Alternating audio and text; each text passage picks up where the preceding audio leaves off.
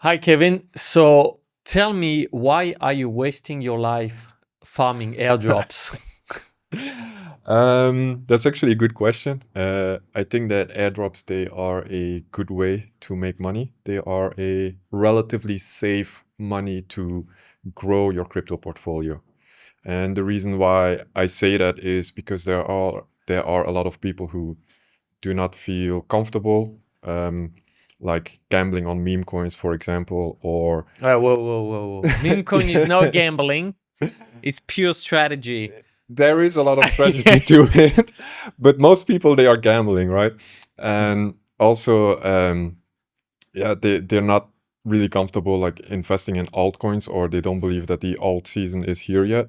Mm-hmm. And what you can do instead is that you can use protocols, or you can provide Ethereum in certain protocols, and then in return, or eventually, you will receive an airdrop that will be worth X amount of money, and then you have grown your crypto like that just by keeping it in a protocol or something.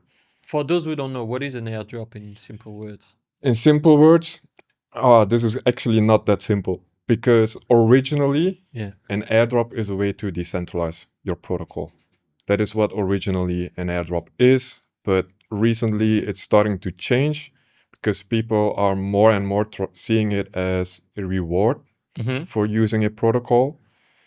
And also the people who create these protocols, they are taking advantage of it as well. So they are trying to lure you in with XP and all that kind of stuff, Yeah. so just to grow their user base. And they will say, like, they will reward you. So that's kind of yeah, what makes it difficult these days. And also, I would say that nowadays, like, originally as a way to decentralize your protocol, it's still somewhat like that. I will give an example. Jupiter. Okay. Jup. You received the airdrop earlier this year. Yeah. You I can received stake that. those, and then when you stake those, you get voting power. And with those voting powers, you can vote on the projects that are allowed to launch on their launchpad, Mm-hmm. or what they will do with their marketing funds and stuff like that. And I don't vote for my country. I don't know if I'm going to vote for a protocol. So. But yeah, why not? But it's the airdrop is a distribution of token. it's a distribution of token, yeah. What do you explain more? I feel like it's the evolution. That was like airdrops used to be like to decentralize your protocol. Yep. So like this, everyone can have a Yeah, voting yeah, yeah. power, and it's distributed more or less fairly, Yeah. depending of how successful it's way. Yeah. And now, as you said, we went into more like a marketing kind of airdrops where it's points and Yeah. farming users kind of. Yeah, it's kind of like that now. And what I would also say is that an airdrop nowadays is more like a way for the early investors, the seed investors, the VCs, and the team to cash out. That's more what it is, because they promise you an airdrop with these points and all that. Like, they hang it in front of you, Yeah. and everyone has TikTok brain, right? They Yeah. need instant gratification, instant Yeah. rewards. So yeah, that's kind of the But thing how now. is the value created then? If I'm a VC or a seed investors, I went into this protocol, so I invested early, I got my Yeah. ticket, right? And now they say they're gonna do an airdrop, and people go maniacs trying to farm those points. Yeah. My question is, like, when it hits the market, how do they exit this? Because like, in my perspective, if everyone is getting an airdrop, like, there's no incentive to buy the token, so the value go higher. It's very difficult to answer that, because it's like you need people to gamble on the token, right? And I still think a lot of people, or a lot of degens in crypto, they will still buy this token, Okay. because there is going to be an alt season, and they do believe that the value will go up. Yeah. But when I say that it is a way for VCs to cash out, it's like you have early investors that invest in the protocol or Yeah. in a crypto project. How are you going to pay out those early investors, right? If it's in a traditional company, you pay them out in stocks. With crypto, you pay them out with the token. So they need to receive a token. When a Okay. project has received funding, they need to create a token. And that's just the game it is now. And then they will use their fees that they have collected over time to create a liquidity pool. And they try to lure the people in to buy it up afterwards, after the airdrop has come out. They want people to eventually buy it up, and then Yeah, I got eventually it. the VCs can Yeah, cash yeah, out and the team can yeah. cash out, and Yeah. they can make money. And the retailers get wrecked. Always. That's good. Good point. Thank you. Yeah. Well, that's the end. I want to come back actually to one of the biggest airdrop later, Blast. But my question is, before that, is like, what is and where is the money now if you say that everyone is just doing marketing airdrops and everyone is referring their friends, spamming this link to say, oh, go here and start to do like click on the buttons, Yeah. you're going to get rich. So on my audience, I will never tell my audience to do this shitty airdrops. Like, that's why everyone is clicking a stupid hamster. But the good airdrops, they are the ones that I would say are underfarmed. They are the projects that have received a decent amount of funding and they have a low amount of users in comparison. Okay. Yeah, I can give you an example. I am a fan of Milky Way because they only have 20 million TVL. They have received funding from Binance, and there's not many people farming it. And I understand why they're not farming it, because you have to stake TIA. It's liquid staking for TIA, and the price of TIA has been going down because the market for alts is a bit shit. And I do believe alt season will still come. So you have to stake TIA, which is already their own blockchain, right? So you have to use a special wallet, I guess, as well. So there's a bit of friction here. There is friction, yeah. Yeah, because if you do an airdrop on a layer 2 or Ethereum, I think like most of the stuff happening actually were like layers of Ethereum between L0, L2, and L3, right? Yeah. That's interesting. So how would you come up to find those under-farmed airdrop, and what kind of returns can we expect? What I always look at when I find an airdrop, I always look at, have they received funding yet? Like I said before, a project need to have received funding, because if they receive funding, they need to create a token, right? They need to pay out the early investors. So that's what I look at. Have they received funding? What's their valuation at? And then I look at how many users are there. So I go use on-chain data to check, like, are there a lot of users or not? And then I can compare them to a similar protocol or a similar project who has done an airdrop before. And I can be like, okay, like this project before, this was a good airdrop and they had 300,000 users and they had a similar valuation. But now this new project, they have millions of users for the same valuation. I just know, like, it's going to be shit. It's over-farmed, right? So that's how I figure out if it's a good one or a bad one. And how much do you make on average farming those airdrops per month if you have? And like, how much time does it take you per week? To be honest, I'm not making that much now with crypto. It's not, for me, it's not income replacing. Okay. $1,000 to $2,000 per month currently. I am not a massive Sibyl airdrop farmer. I like to do the liquidity-based airdrops, and I like to show people where to find airdrops, what are good ones, what are not the good ones. Okay. But yeah, I'm not a whale myself, right? Why are you not scaling up this if it's profitable? Sorry? Why are you not scaling up this? Like, instead of farming with 1 to 5 accounts, why are you not farming with hundreds of accounts if it's profitable?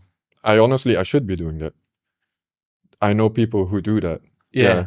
But it's like stupid repetitive tasks. Okay. Yeah. So it is difficult to do. I know people who farm airdrops with 50 wallets, 100 wallets, and they make really good income. Yeah. What's blocking you from doing this? It's not I don't see it in my vision. Okay. I don't see it in my future. Okay. I think the path that I'm going on now is much better, where I create content, where I provide value, where I can work together with you to help people understand the blockchain better, to help people gain an edge in the market, to help people figure out what are good things to do, what are good airdrops, what are bad airdrops. I rather do those things. That's more of a vision that I have for my future than clicking buttons all day and nobody knows me and I'm not providing anything to the crypto community. Yeah. But someone could automate this, right? Like you could automate this with some script like those airdrops. Some can, some you can't. I would say the liquidity-based airdrops you cannot because you have to provide the liquidity. Others you can, and liquidity basis means like you basically bring any kind of money that have a value to the market. So you say TIA, but most of the time, like we have airdrop with Ethereum and you deposit on it, right? Yeah. Okay. Yeah, you can do. So those one, there's no points. If I have 10 Ethereum, should I just do with one account deposit 10 Ethereum, or should I do 10 account depositing 1 Ethereum? That is actually a really good question. And I know. Yeah. So it depends how early you are. If you are on day 1, day 2, day 3 of a new airdrop or a new protocol that will have an airdrop in multiple months, it is good to fish for what I would say minimum allocation. So you would have one big wallet where most of your Ethereum would be in, and then you have 10 separate wallets where you try with the minimum. Like you just put $100 in and you try to fish for minimum allocation, because it happened before. I believe it was EtherFi airdrop. Their minimum allocation was a couple $100 for people who only put $50 in. And if you compare that to like the big one, like for example, if you had one wallet with $500, your airdrop would have been worth $1,000. If you had 10 wallets with $50, which is also $500 in total, you would have made way more because each wallet would qualify for a couple $100. Okay, so if you are early, go with multiple wallets, and then there's a risk you talk about, like the CBIL. Yeah. It's, from my understanding, is when they can see that the wallets are connected to one person, and then basically they exclude you from the airdrop. Yeah. Do you know what a CBIL is? I heard it before, but go ahead. Okay. Originally, a CBIL is where a single entity tries to take over a blockchain through malicious nodes. That is the official, like the official terminology for this term. But then, because now we are farming airdrops, and originally an airdrop is a way to decentralize your protocols. So people, they would like, you can kind of hack it, right? You can have like 100 wallets, 1,000 wallets to try to accumulate most of the tokens. So you would have most of the ownership or most of the say in where the protocol can go. So that is what a CBIL is originally. But I would say that like if you have 50 wallets, like you're doing it for profit, right? You're not going to do it to take over a project, unless maybe some guy in Russia maybe. But yeah. So then how a retail can really leverage on this? Because if I'm going to go on this market and face a guy that have like hundreds of wallets, maybe have some script, maybe have like 10 people in an office farming those airdrop,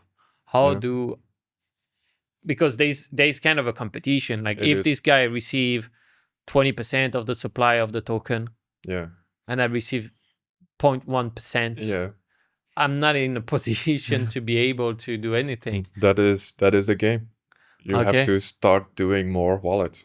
It's the hustler mentality, I would call it. It's like you do, let's say you hunt one airdrop with one wallet and you made $1,000. And then you think, if I do that 10 times, I get $10,000. If I do it 100 times, I get $100,000. So if you have that hustler mentality, then you will start scaling it up. I knew some people that made like few times more than 100Ks on different airdrops. And they were usually like a big group farming it. So it's that would be really, really a company. But that make you realize like most of the blockchain is shit. Most of the usage we see. That's why, like, when I see sometime, that's a good example. Blast, they were saying like, oh, we get more volume than base. I'm like, yeah, but from what? Yeah. Like, it's like, from what? Like, I don't know anyone who is actually trading on Blast or like sending tokens. Yeah. Already base is popular, but it's not that widespread. So like Blast Airdrop was a really good marketing one. Like everyone was farming it. Yeah. I enjoyed Blast. Yeah. Yeah, I enjoyed it. I thought it was fun. It was very degenerate more. Yeah. They had new projects coming out all the time. It was really fun. It wasn't boring airdrop farming. Yeah, because You they had were like the tabletop game, you had Yeah. the, what was it called, the Valley game and stuff like that. Space Bart and District 1. It was fun. But fun is not, it's not always what's gonna make the money in the space. In the end, the airdrops from Blast were like pretty weak. Like the Yeah, I know some see- people who made over $100,000 on it, how did they do it? but they are like whales. But I'm telling you, like whales, they are airdrop farming. Like Ethereum whales, everyone is airdrop farming. I think you're the only one who's not airdrop farming. Hey, but you know, you gotta be special. My mom told me I was a bit special as a kid. So. Well, that's interesting. Yeah, but that's the thing. Like, okay, yeah, if you don't have 100 E's, like, then you're not gonna farm those things. Like, because so for Blast, the people who made 100K, what did they had? Was it just like they had tons of E's, they put their E's on it, and then they waited, and then they did not wait. No, they were actively doing stuff on chain as well. With multiple accounts or with single accounts? Like, I think mostly single accounts. Or maybe they would have like 1, 2, 3 wallets, but I believe with the Blast airdrop, you could put them all together to claim in one wallet. Yeah. But how could you say that you liked the Blast airdrop when it was the most TikTok brain gamified airdrop? Because it was fun. But you say that we should not. At the beginning, you tell me we should not go to those airdrop. I know. And then we do a 360. Because there were airdrops on Blast as well that I also got. Yeah. For example, Pac-Moon. Yeah. Pac-Moon was a great airdrop for me. Like I got 103,000 tokens from Pac-Moon. How much is that? At the peak, it would have been $20,000, over $20,000. $20,000 you got with Pac-Moon. Well, I sold too early, but yeah, that would have been. Yeah. But how much roughly you made then? I sold at 2,000. Oh, why am I having you on the podcast? Well, that's still good. Yeah. So wow, you fumbled this. That's crazy. How did you manage to farm that much token then? What was the thing? Because I saw Pac-Moon was quite like influencer driven. Like if you were posting content and things like that, you would get rewarded. Yeah, I only did the first one, and the first airdrop was based on how much ETH you bridged into Blast. Okay. And you also received like 10% of the people you referred, and I referred some whales. So how did you manage to refer some whales? I have my Telegram channel. Okay. So there are whales who follow me. They follow, if I post about airdrops, they follow me. They use my links. Yeah. I thought only broke people was doing airdrops. No, they want the free money. Whales are doing it. So it's like whales are doing it, and brokies are doing it. Yeah. And then me, I'm at the middle. I'm mid-curve. You're stuck with meme coins. I'm a mid-curve guy. Yeah, but I mean, fair play. But it's just I choose like where I'm gonna focus. So it's like if I do airdrops, it will be only like fully automated. I did that with was it layer zero the one or? Yeah. Did you get anything? Pretty much nothing. Yeah. I didn't put enough in. I didn't put enough energy. But yeah, when you could see that there was like 4 or 5 airdrop checker to calculate your points and things like that. They had 5 million users. I thought I should have just been a miner. Like this, you make money on all the transaction. Like you don't have to care, because in airdrop farming, they still like those little fees that will eat a little bit your wallet. Yeah. The layer 0 airdrop, it was relatively good. It was a relatively good return on investment, even though it was overfarmed. Yeah. The return on investment was a 7x of your bridging fees. on average. 7x of your bridging fees. So Okay. if you spend $100 in bridging fees, you would have made $700. If you did $1,000 over multiple whiles, you would have got 7,000. But also they did some weird stuff, like where people who had a GitHub or like they built something around. Yeah. I did not understand that. I was like, Yeah. but that was kind of a smart way though, because I think like farmers, in a way, they should not receive the money.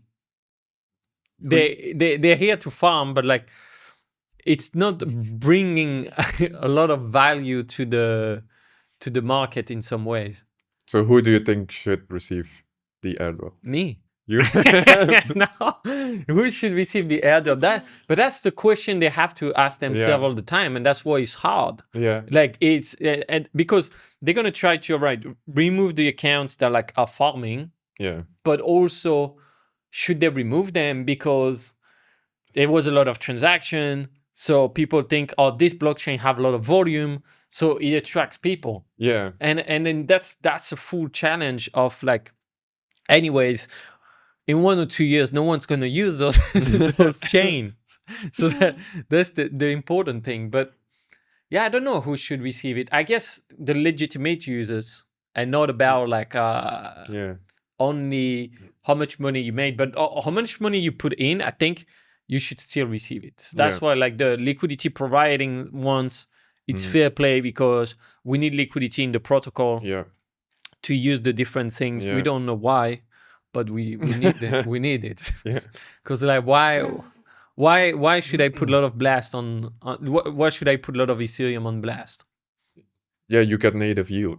Yeah, I could native yield with blast, but I could also yield somewhere else. But no, but your ETH gets native yield as well on blast. Yeah, they get the native yields, but I could have just not native yielded somewhere else. Like it's an advantage, but it's not a massive advantage. Actually, I remember when they opened the bridge to remove your ETH, most of the people, the cost to de-bridge was the cost of was how much they made with the yielding. And then even yielding Ethereum, like how many percent is it now? 4 or 5. Yeah. You can get the same with fiat.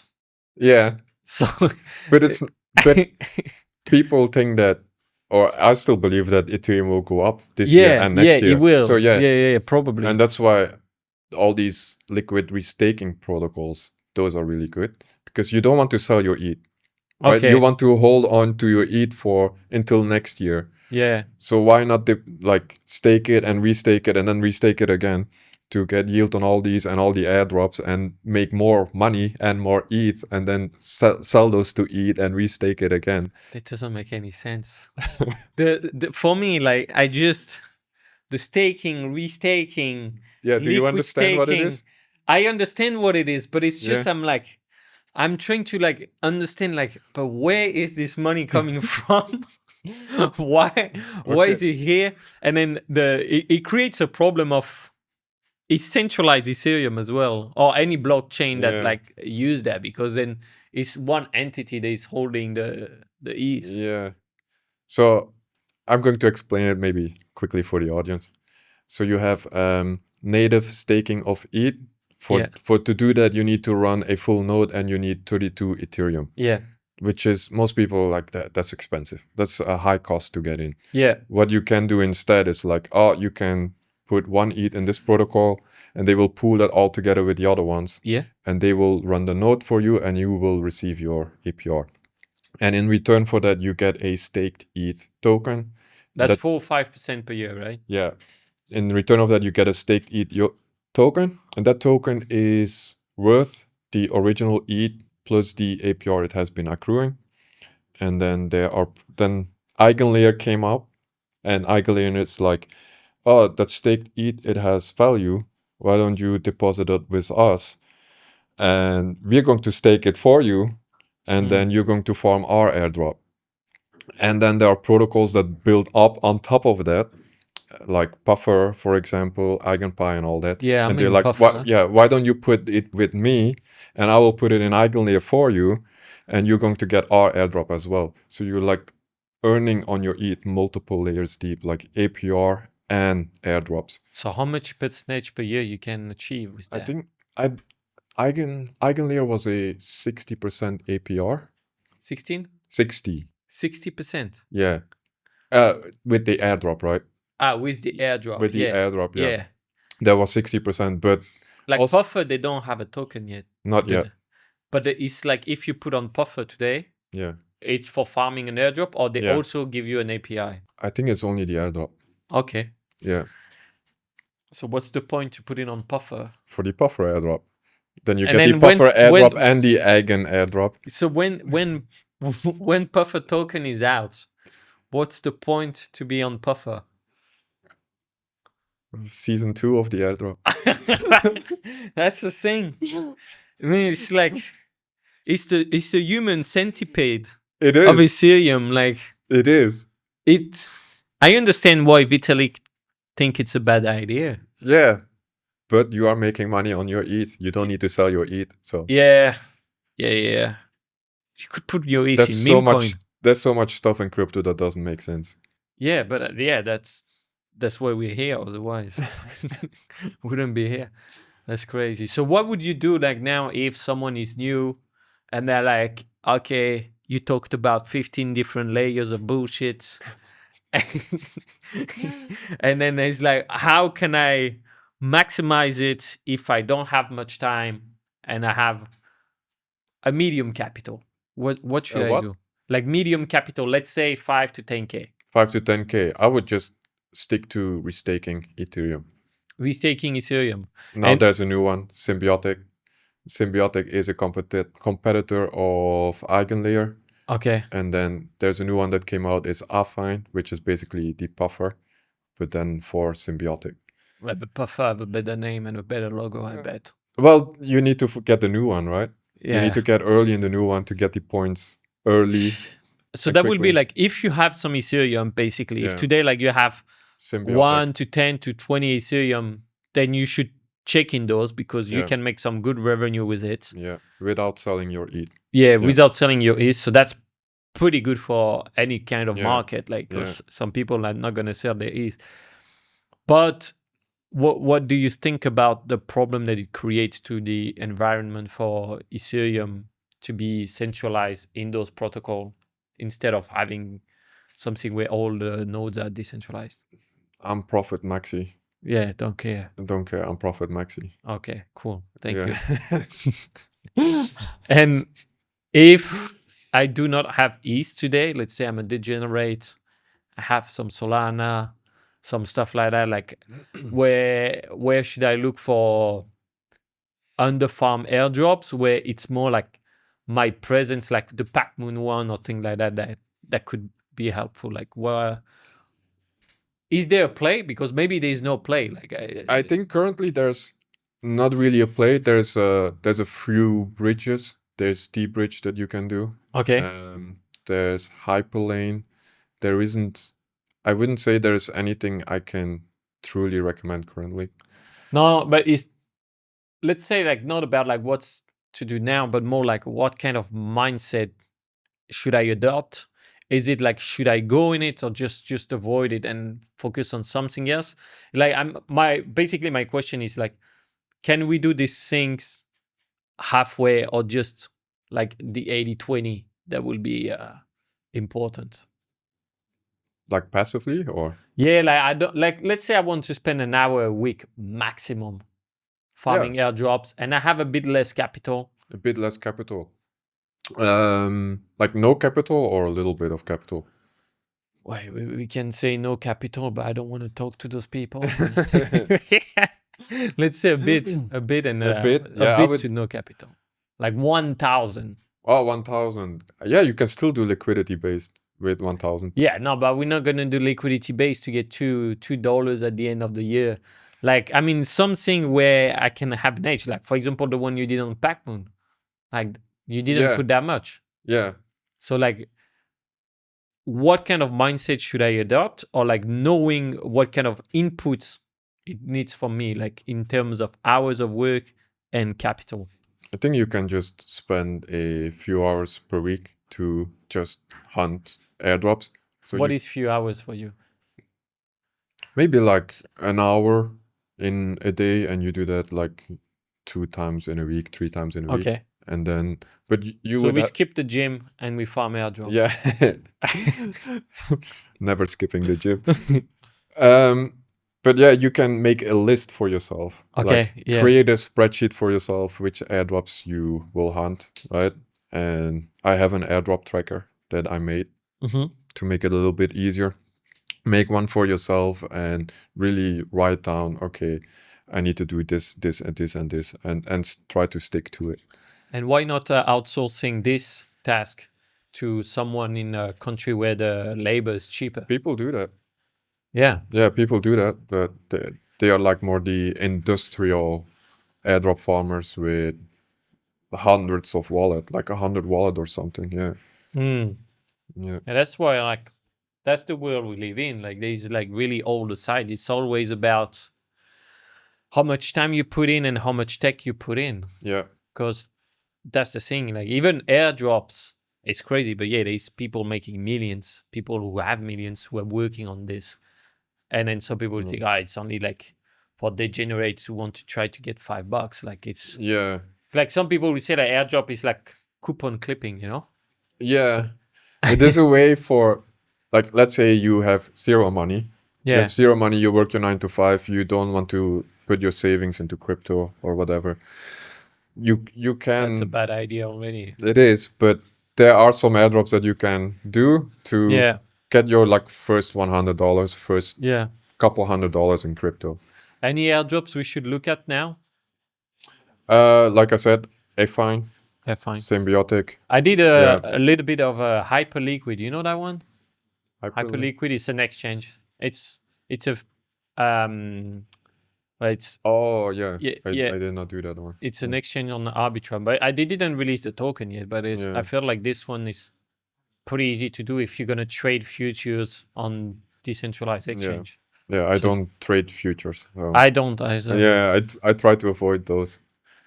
Yeah, but you trade meme coins.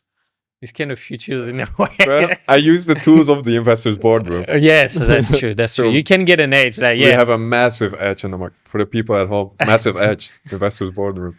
Nice. I mean, yeah, it's true in a way because like futures just gonna demultiply whatever your bet. It's gonna make your bet a lot bigger. Yeah. But in meme coins, everything is a lot bigger in both ways. Just like you can get some information to have an edge. Yeah.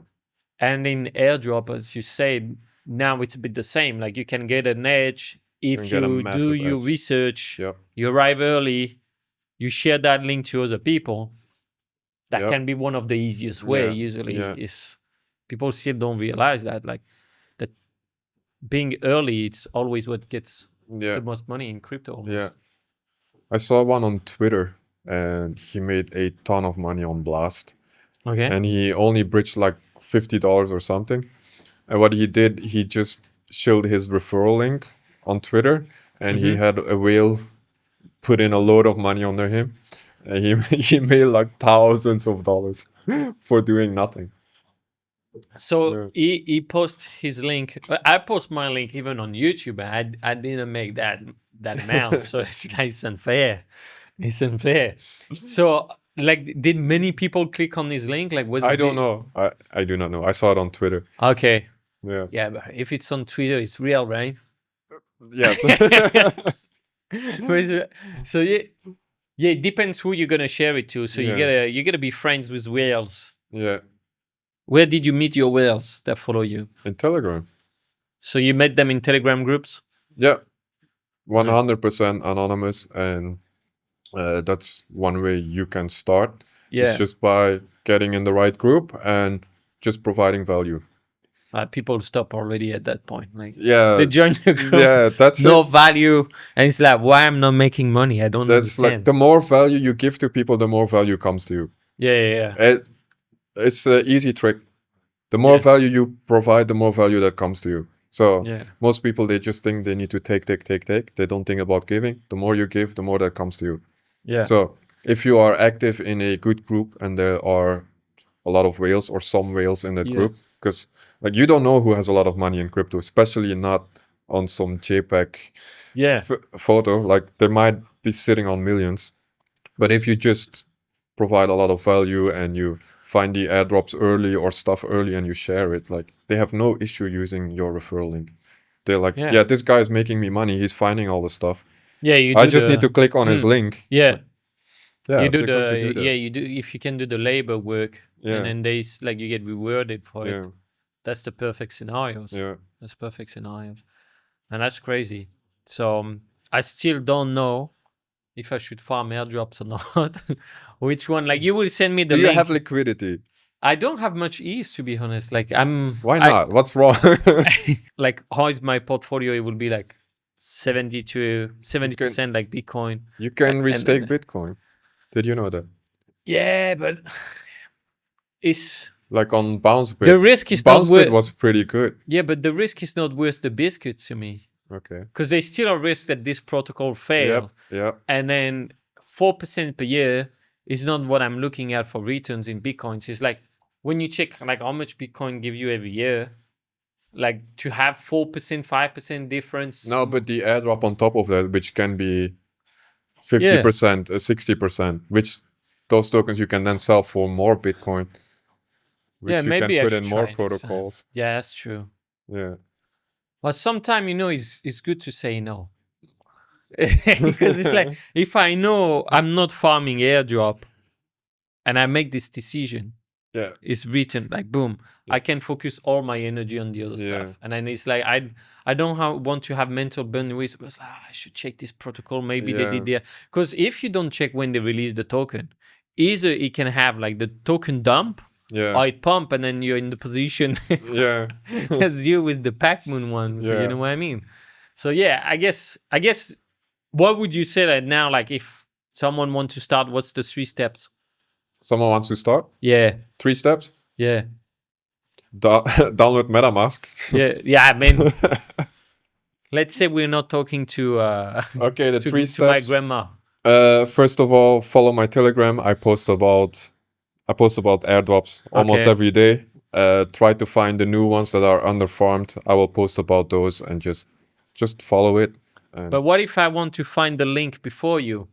So I send the link to you about about those underfarmed airdrops. Like you gotta spend a lot of time in the trenches. Yeah. So provide value then. Yeah. If I find your post on Twitter before, like if I find it from you. On Twitter, then yeah. Okay, so it's one or the other, but it takes time to build those kind of audience and it takes resilience. That's what's most of the time missing to the people in this game is they don't have the resilience. But the one who do, they know that every 3 or 4 years they're considered as genius because the market is just going up. It's as simple as that. Yeah. All right, thanks, man. So I will know next time I have a lot of ETH and I don't change it into another one, I will put in liquid stuff to get the airdrops. Yeah, thanks. Liquid restaking. It was a pleasure. Yeah, same. All right, all good. Thanks, man. Thank you so much. Can have a handshake for the cameras.